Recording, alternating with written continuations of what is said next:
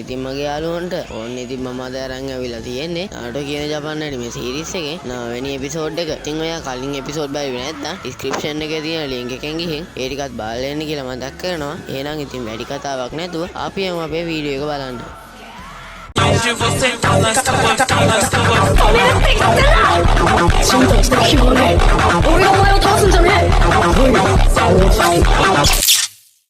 ඉතින් මේ කතාව පටන් ගද්දිම අපිට පේන්නන්නේ නාරුටෝලාගේ ෆයිට් එක සබෝසා කොහොම හරි ගේමක් ගහලා නාරුටෝ යපු කුනායිගේ නෝ බේරෙනවා. ඒත් ඉතින් කොල්ලා ගිලක් වෙලා තියෙන්නේ කකාෂිව බේරගන්න එක. සබෝසා කුනායියකින් බේරෙන්න අයින් වෙද්දී කකාෂිව හිර කරගෙන ඉඳපු අතත් අයින් වෙලා කකාෂිව බේරෙනවා. ඉතින් මේ වෙලාවේ සබෝසා ඩිමරින් ෂොරිකන් එකක් යවන්න හැදුවා. කකාෂි එක නවත්තනවා. කකාෂි ඉතින් මේ වෙලාවේ නාරුටෝ වයි සස්කේ වයි යගේ කරද්දී නාරුටෝ යාලා පාවිච්චි කරපු උපක්‍රමය කියනවා. නාරුටෝ ෂැඩෝ ක්ලෝන් හදලා සබෝසාව වට කරලා තියෙන්නේ. එයා ඩිමරින් ෂොරිකන් එකක් විදියට පරිවර්තනය වෙන එක පේන්නේ නැති වෙන්න. ඊට පස්සේ එයා ඩෙමරින් ෂොරිකන් එකක් විදියට වෙනස් වුණා. එතකොට සස්කේට ඩෙමරින් ෂොරිකන් එකේ වල තියෙන්නේ නාරුටෝගේ ක්ලෝන් එකක්. අනික ඒ වල තියෙන්නේ ෂොරිකන් එකක් නන් නෙමෙයි. ඩෙමරින් ෂොරිකන් එකක් විදියට පරිවර්තනය වුණු නාරුටෝව. සස්කේ නාරුටෝව තියාගෙන එයාගේ වෙනස් ෂොරිකන් එකක් තමයි යවුවේ. ඊට යටින් පේන්නේ නැති වෙන්න නාරුටෝවත් යවුවා. මේ වෙලාවේ සබෝසා ජුට්සුවක් කරන්න හෑන්ඩ් සයින් කරද්දී කකාෂිත් එයාගේ ශාරින්ගන් එක යූස් කරලා ඒ ජුට්සුවම සබෝසාත් එක්ක එකටම කරනවා. එතන වතුරෙන් වෝටර් ඩ්‍රැගන්ලා දෙන්නෙක් මතුවෙලා ඒ දෙන්න හැප්පිලා ටිකකින් නිකම්ම විනාශ වෙලා යනවා. ඒකෙන් ඉතින් සස්කේලා ඉන්න තැනටත් ගොඩක් වතුර එනවා. මේ වෙලාවේ අපිට පේන්නනවා අණුව වගේ වෙස්මුණක් දාගත්ත කෙනෙක් මෙතනට ඇවිත් හොරෙන්ම බලාගෙන ඉන්නවා.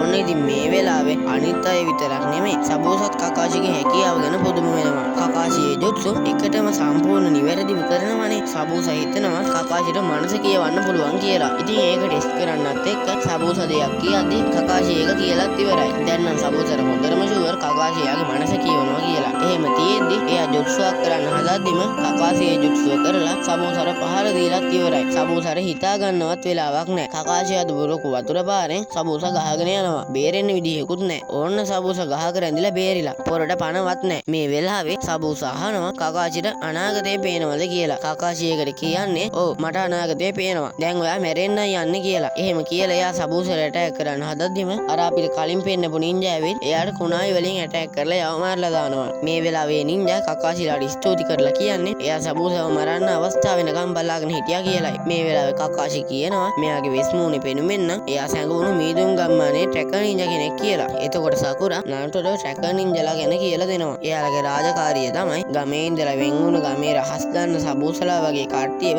මරලා දාන එක. එහෙම කරන්නේ ඉතින් ගමේ රහස් පිටට යන්නේ නැති වෙන්න. ඒ නින්ජාත් ඒක අනුමත කරනවා. ඕන්න ඉතින් කකාෂි නම් මේ නින්ජා ගැන පට්ට පුදුමෙන් ඉන්නේ. පොරට මේ නින්ජා ගැන සැකයි වගේ. උසින් වගේම කටහඬින් පවා නාරුටෝලාගේ වයස ළමෙක් වගේ වුණා. මෙයා නිකම්ම ළමෙක් නන් නෙමෙයි කියලා කකාෂි කල්පනා කරනවා. ඕන්න ඉතින් මේ වෙලාවේ නාරුටෝ වර නින්ජාත් එක්ක පට්ට ඇරියස් එකකින් ඉන්නේ. එයා වගේම ළමෙක් සබෝසා වගේ දරුණු මිනිස්සෙක් මෙච්චර ලේසියෙන් මරපු එකට. ඕන්න ඉතින් අර නින්ජාත් මේ මලකඳේ ගොඩක් රහස් තියෙනවා කියලා අර සබෝසාවත් උස්සගෙන යනවා. මේ වෙලාවේ ඉතින් කකාෂි තරහින් ඉන්න නාරුටෝව සත්‍ය බොහොම කටුකයි කියලා ටිකක් සංසුන් කරනවා. සත්‍ය බොහොම කටුකයි. කට්ටියම දැන් ආයෙත් ටෆුනත් එක්ක යන්න හදද්දිම කකාෂි ඇදගෙන වැටෙනවා. ඕන්න ඉතින් මේ විදිහට නාරුටෝ 9 වෙනි එපිසෝඩ් එකත් ඉවර වෙනවා. මම 10 වෙනි එපිසෝඩ් එකත් ඉක්මනට මරන් එනවා කියලා පොරොන්දු වෙනවා. ඔයා නාරුටෝ එපිසෝඩ් ඔක්කොම බලන්න කැමති නම් මගේ channel එක subscribe කරලා bell notification එකත් on කරලා තියාගන්න කියලා මතක් කරනවා. එහෙනම් ඉතින් මං ගිහින් එන්න හැමෝටම සයුනාරා.